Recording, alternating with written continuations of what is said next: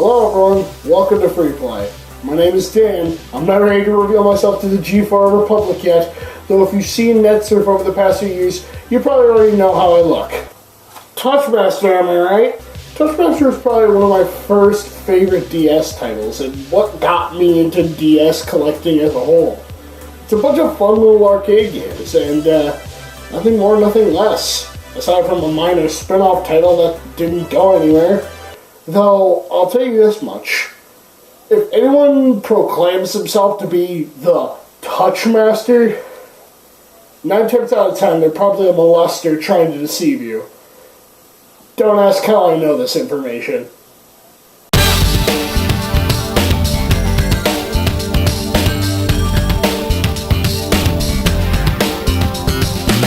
Touchmaster came out in 2007 for the Nintendo DS, and for the 23 games it has, for the most part it's just card games. But for the puzzle games, the action games, and whatnot, for all those games you get, I think it's a pretty good deal. You got your average puzzle games like Gem Slide, Maki, and Crystal Balls, but when you see me playing a game on this thing, you're definitely going to be seeing me playing Maki. They also have plenty of action games like Artifact and also Hot Hoops. You may have noticed that a bunch of the games on Touchmaster for the DS are built with one mindset to get a high score. And that's solely because most of these games were actually ports from a real arcade machine.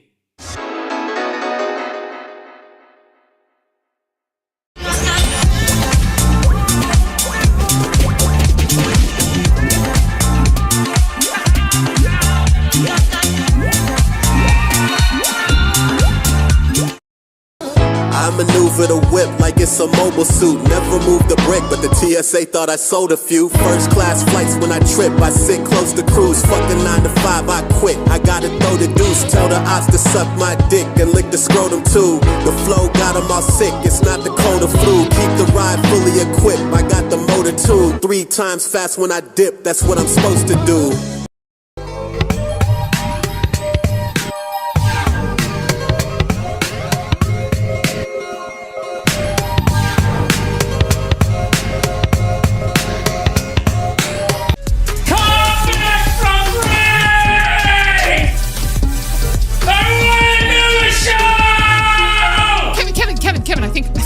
I think we're live. No, you're.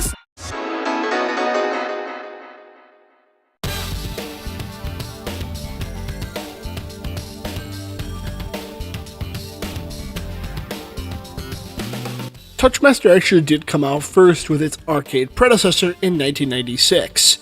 And while yes, there are earlier versions of Touchmaster, the one I'm talking about in specifics is Touchmaster 8000, which came out in 1996.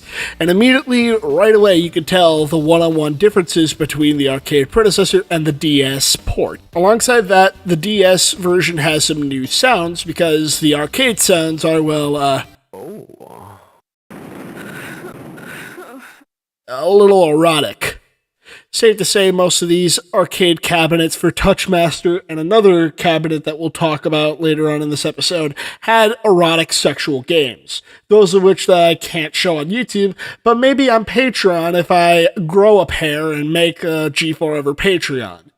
Right now, I'm on the fence of either wanting to fund this project and also help make a few extra bucks while searching for a job, and also trying to make sure NBC Universal doesn't rail me 5 ways to Sunday. But both DS and arcade port aside, you could tell that there was a lot of love put into this. And the sequel is, well, it's a sign of the times. Allow me to explain.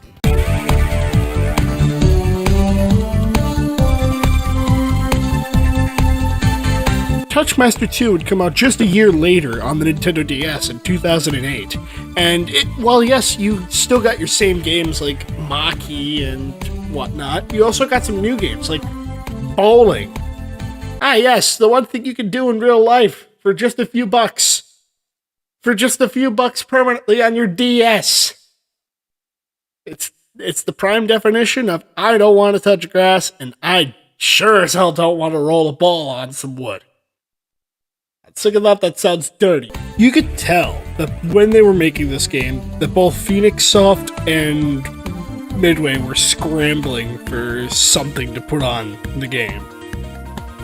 Gone were the days of the arcade-style gameplay, and now come the days of trophy hunting, and it just felt more basic. Not to mention the music finally shows up in this game, but it's depressing as hell.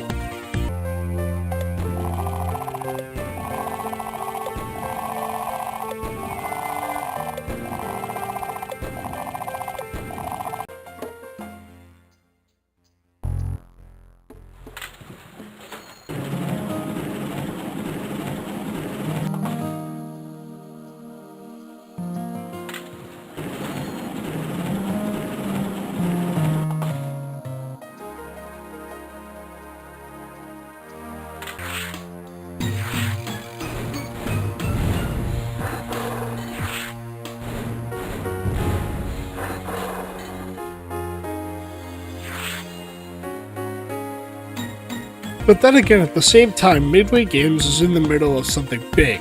An acquisition between everyone's most hated company. Look away, children, you might piss yourself.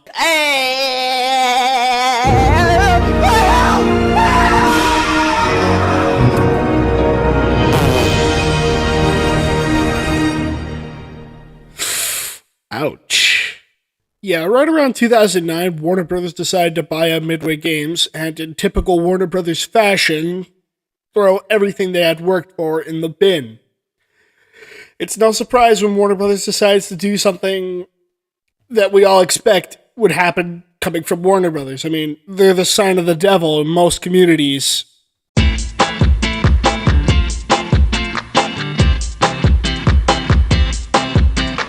Touchmaster 3 would come out in 2009 for the Nintendo DS, and gone were the days of Midway Games and Phoenix Soft, and instead, WB Games and Hijinks Games.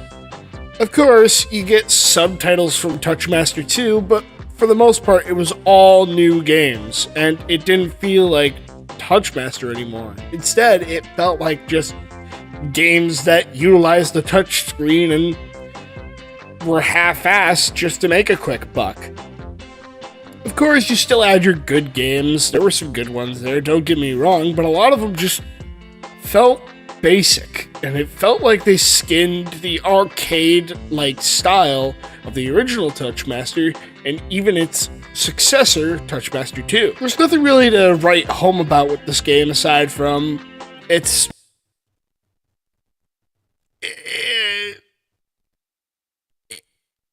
mid-tier. However, their last game was certainly a good way to go out. Touchmaster Connect was the final entry in the Touchmaster series, coming out in 2010 for the Nintendo DS. And like the first game, it actually did come from a series of arcade cabinets, labeled Mega Touch Game Time, a device apparently so rare that I could not research it. Very little information is known about these devices other than they were the same situation as Touchmaster, except that in the case of Merit, they managed to get these devices everywhere. Even in some cases, McDonald's play places, where I remember Merit was. Believe it or not, this was my first experience into Mega Touch Game Time and Touchmaster as a whole. You get your basic collection of games. If anything, it feels like a refresh of the original. You got your card games, your action games, your puzzle thinking games, and some bonus games here and there. But they also included a new feature, the ability to post on Twitter and Facebook. Because PictoChat wasn't enough of a place where you get told to kill yourself. And the thing was kind of useless as well. Like, you needed to pair it to a computer, and even then, you needed Nintendo Wi-Fi. And about 4 years after this game came out, yeah, it just was not this game's day. But Wi-Fi issues aside, the game is still pretty fun, and I see myself playing it a lot more than I'd like to show off. It's just a fun little series of games I could just pick up, play, and have a few hours to myself. It's fun, it really tickles the brain when it comes to puzzles and whatnot. It's a good series. I I would love to see Warner Brothers try and remaster the game, but given Warner Brothers' recent track record of video games just tanking and sucking, and also at the end of the day costing us Adult Swim games as a result, yeah, safe to say I don't want them touching any video games until management changes. So that was Touchmaster, a franchise for the Nintendo DS that had a good long run, but had some struggles every now and again, solely because of the trading of hands between Midway and Warner Brothers. I personally want to give this game a 7.5 out of 10, but my brain's wanting to turn it into an 8 out of 10 solely because of the nostalgia factor. So I'm just going to give it an 8 out of 10 because this is nostalgic to me. My name is Dan, this has been Freeplay. Thank you all so much for watching the episode. Thank you to the G400 Plus subscribers that helped fund this episode. Because, well, in case you haven't noticed, I made a Patreon during the production of this episode because I want to fund this project and make it possible, and perhaps even make it a job someday. As always, this has been Freeplay. My name is Dan. Next episode's already been set up. And to give you a little bit of a sneak peek, you ever wonder how video games have their own identity crisis? Yeah, me neither.